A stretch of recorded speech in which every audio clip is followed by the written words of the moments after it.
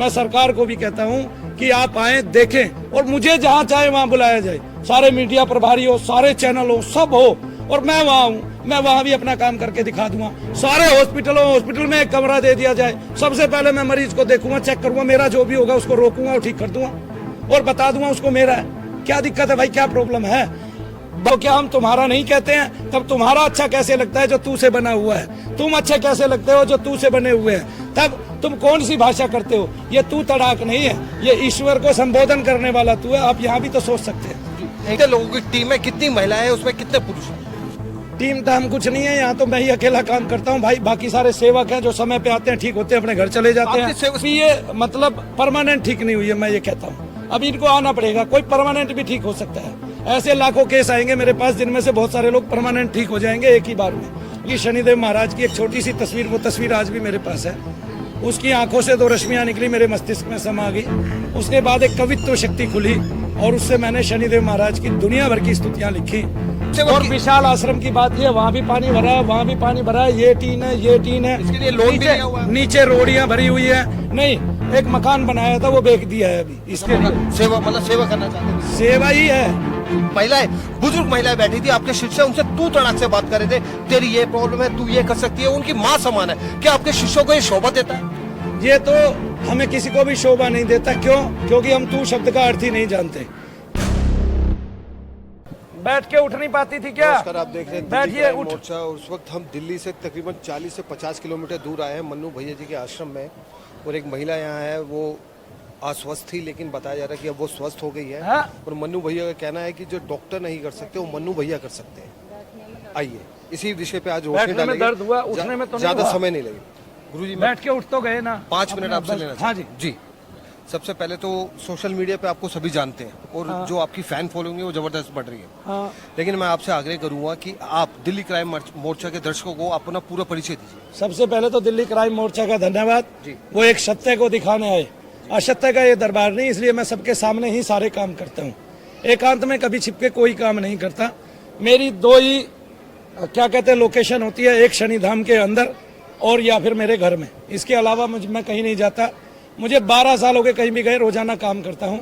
अब दिल्ली क्राइम मोर्चा जो पूछना चाहता है वो पूछे, मैं विस्तार से जवाब दूंगा। सबसे पहले तो हम आपका धन्यवाद करना चाहते हैं क्योंकि ज्यादातर आश्रम में वीडियो फोटोग्राफी बंद हुए, लेकिन आपने हमें कहा कि आप पूरी निष्पक्ष होकर कर सकते हैं, जो आपका सवाल हो वो पूछ सकते हैं, जनता से भी व्यूज ले सकते। अब हमारा सवाल ये है सर, आप सेल्समैन थे, डॉक्टरी मेडिसिन की लाइन में थे, मेडिसिन करते करते आप शनि मंदिर पहुंचे, बताया गया कि आप पे साड़ी सती आई और वहां से आपके जीवन में ऐसा कौन सा चमत्कार हुआ या ऐसी कौन सी प्रेरणा मिली कि आप लोगों की सहायता करने के लिए उतर गए? एक तो मैं पढ़ा लिखा था, सरल हृदय था।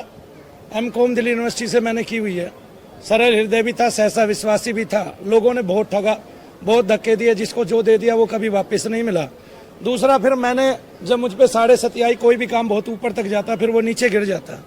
तब मेरे पिता ने एक दिन मुझे बैठा के समझाया कि व्यवहार में आपके कमी नहीं है, आप सहसा जिज्ञासु भी हो, तब आप भगवान की भक्ति कीजिए। मुझे लगता है आप पे शनि की साढ़े सती है। एक पंडित ने मुझे बता भी दिया था और तब एक ज्योतिषी जीते थे, तब उन्होंने भी मुझे बताया था और वो बड़े बेजान दारू वाला थे। उन्होंने मुझे बताया था आपकी गणक रूप में प्रसिद्धि होगी, लेकिन उस टाइम तो ऐसा कुछ सोचने में नहीं था। इस नाम का, इस शब्द का शाब्दिक अर्थ भी मैं नहीं जानता था। मैं अपने घर पे आ गया, मैंने सोचा मैंने जो उसको पैसे दिए हैं वो ऐसे ही चले गए। और लेकिन ये जरूर था कि मुझ पे साढ़े सती थी। तब मैं अपने पिता के साथ कहाँ पे गया, कोकिला बन गया, वहाँ से एक 15 रुपए की तस्वीर ली और जो उन्होंने बताया वो मैंने किया। मुश्किल से 20 दिन बीते होंगे कि शनिदेव महाराज की एक छोटी सी तस्वीर, वो तस्वीर आज भी मेरे पास है। उसकी आंखों से 2 रश्मियां निकली, मेरे मस्तिष्क में समा गई। उसके बाद एक कवित्व शक्ति खुली और उससे मैंने शनिदेव महाराज की दुनिया भर की स्तुतियां लिखी और इसके अलावा अन्य देवी देवताओं की भी, यहाँ तक कि नवग्रह की भी आरतियां लिखी और परशुराम आरती, चालीसा, गणेश चालीसा, आरती पास, ये सारी बहुत सारी स्तुतियां लिखने के बाद जिसमें 464 पेज की हमने एक पुस्तक छपवाई, वो आज तक यहाँ पे शनिधाम में मुफ्त बढ़ती है और बढ़ती रहेगी जब तक मेरे शरीर में प्राण है। मेरा वही कार्य है, वही धर्म है और साथ में लोगों की सेवा मेरा धर्म है। अभी आपने बताया कि आप पढ़े लिखे, MBA आपने किया था, क्या आप साइंस पे भरोसा करते हैं? देखिए, भरोसा, साइंस ये भी तो है, एक बादल है, ठीक है, वो खारे समुद्र से पानी को लेता है और जब वो उसको नीचे गिराता है तो वो मीठा पाता है, जबकि वो पानी कहाँ से उठाता है बताइए जरा, आप ही बताइए। बताया था ग्लेशियर से आते हैं, ग्लेशियर से आते हैं कई बार।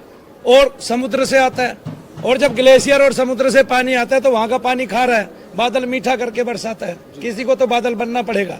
दूसरा, वो टेक्निक आज तक हमारी सरकारों के पास नहीं है कि समुद्र के पानी को मीठा करके पिला सके लोगों को। पर प्रयास चल रहा है। प्रयास चल रहा है, लेकिन हम बारिश के पानी को इकट्ठा करके लोगों को पिला सकते हैं। ये भी तो प्रयास चलना चाहिए ना।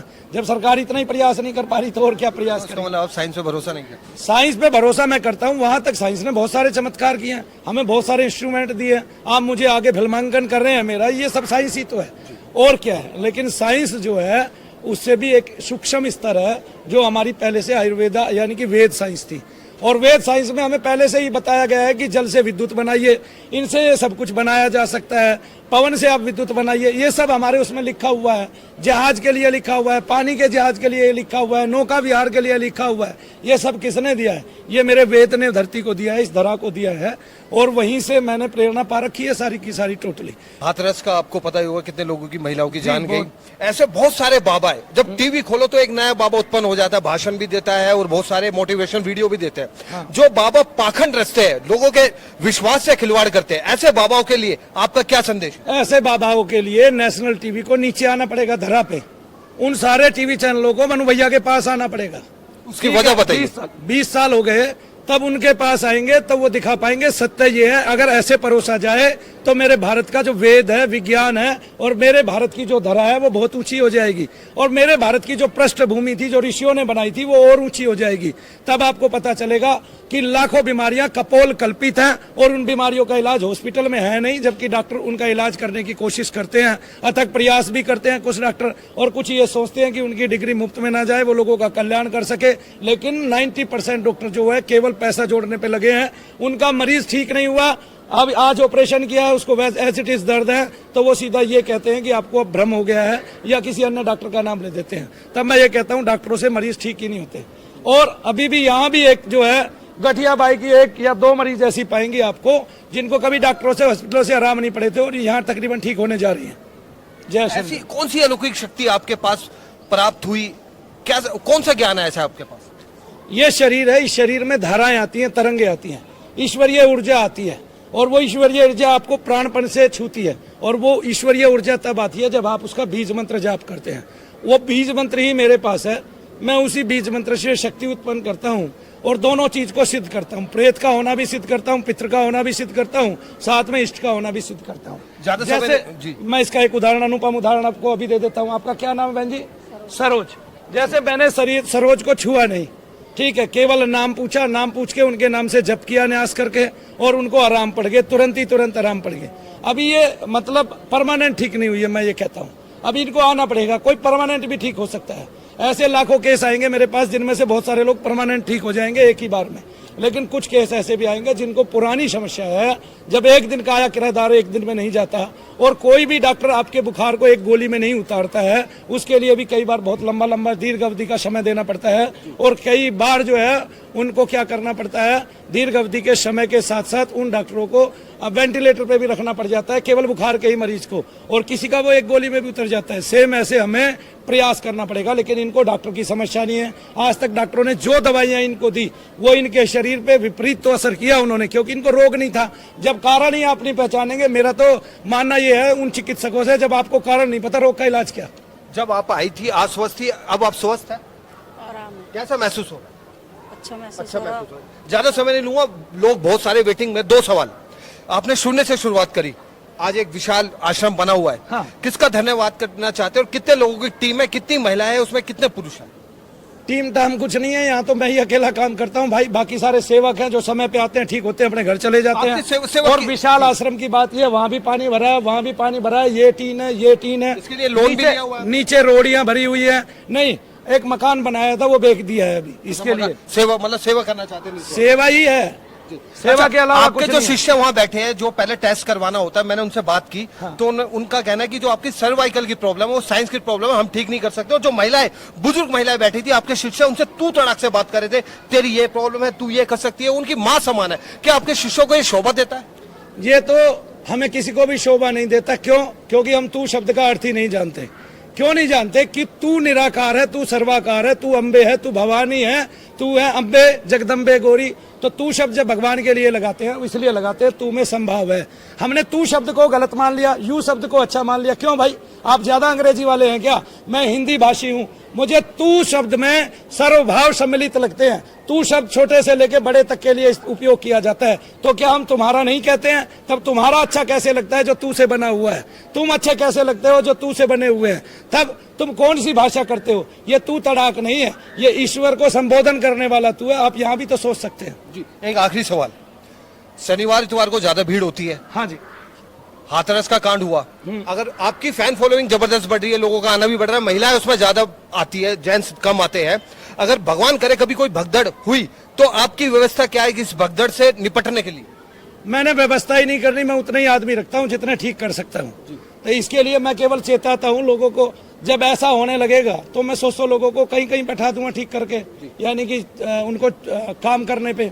तब मैं आपको भी सिखा दूंगा यही विद्या। तब आप ये माइक छोड़ देंगे और यही सेवा करने लगेंगे, क्योंकि ये आपको इससे उत्तम लगेगी।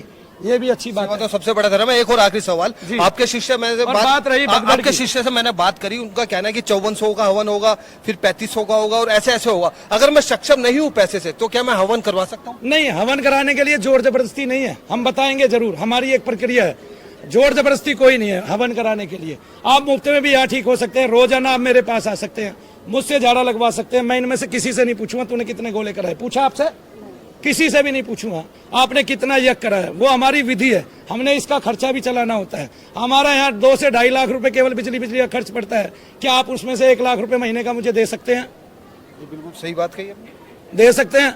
तो फिर जो आदमी एक आदमी से 2.5 लाख रुपए ले रहा है, क्या आप उसका जाके संज्ञान ले सकते हैं करौली कानपुर में? जो एक आदमी से 4 लाख 5 लाख रुपए ले रहा है, क्या आप उसका संज्ञान ले सकते हैं करौली कानपुर में? जो ये कह रहा है कि मैं तो 50 लाख भी लूंगा, हॉस्पिटलों में 50 लाख लिए जाते हैं, जो सत्य बोल रहा है आप उसको असत्य घोषित कर ही नहीं सकते किसी भी रूप में। मेरा नाम मनु भैया है, मैंने इस संसार से कुछ लेना नहीं है, देना ही देना है। अगर कोई देना चाहता है तो ले सकता है। जो आपका जीवन है वो आजीवन इसी में मान अपमान मुझे बराबर है। आजीवन आप सेवा करते हैं। मैं आजीवन जब तक जी रहा हूँ सेवा करूंगा। चलिए आप कितना जीवन हमारे बाकी रह गया, दर्शकों मुझे को, ये भारतवासियों को, हाँ जी, अगर वो आपके स्थान पे आना चाहे तो कैसे आ सकते हैं ये और बताइए, और क्या संदेश देना चाहिए?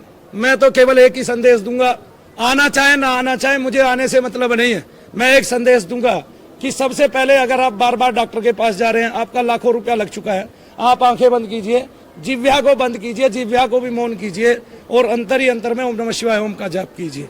आपके जो शरीर में दर्द है अगर वो बढ़ गए तो आपको निगेटिविटी है, वो घट गए तो निगेटिविटी है, अगर वो बढ़ के घट गए तो भी निगेटिविटी है, और अगर वो वहीं के वहीं स्तंभित रहे, उतना ही दर्द आपको बराबर रहा जाप करने पे, तो आपको कोई निगेटिविटी नहीं है। तब आप डॉक्टर से इलाज कराइए, बहुत बेहतरीन है। मैंने इतनी फ्री की दवाइयाँ बता दी आपको, इतना फ्री का मुफ्त इलाज बता दिया। आज तक इस दुनिया में लोगों ने आपको बताया तो है ये होगा ये होगा ये होगा, ये दवाई खा लीजिए इससे ये आराम होगा। किसी ने 7 दवाई खिला के आराम करके दिखाया है कि आपको ये था अब ये निकल गया और अब आप आराम में हैं। किसी ने ऐसा दिखाया भी तो नहीं होगा आपको।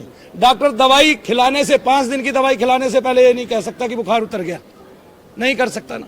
तो बताइए, तो मनु भैया जो कर रहे हैं सबसे विशिष्ट है, सबसे अलग है। मैं सरकार को भी कहता हूं कि आप आए देखें और मुझे जहां चाहे वहां बुलाया जाए, सारे मीडिया प्रभारी हो, सारे चैनल हो, सब हो, और मैं वहां हूं, मैं वहां भी अपना काम करके दिखा दूंगा। सारे हॉस्पिटल में एक कमरा दे दिया जाए, सबसे पहले मैं मरीज को देखूंगा, चेक करूंगा, मेरा जो भी होगा उसको रोकूंगा और ठीक कर दूंगा और बता दूंगा उसको मेरा है। क्या दिक्कत है भाई, क्या प्रॉब्लम है?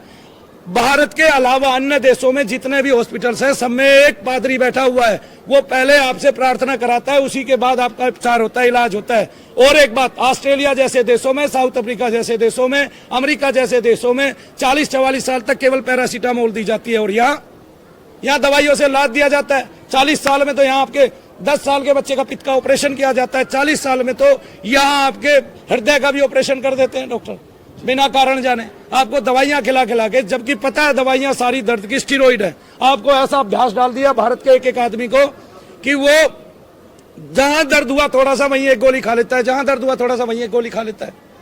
तो जबकि सारी दुनिया को पता है, प्रत्येक डॉक्टर को भी पता है कि आपको गोली खाने का जहां एक्शन होता है वहां रिएक्शन भी होता है।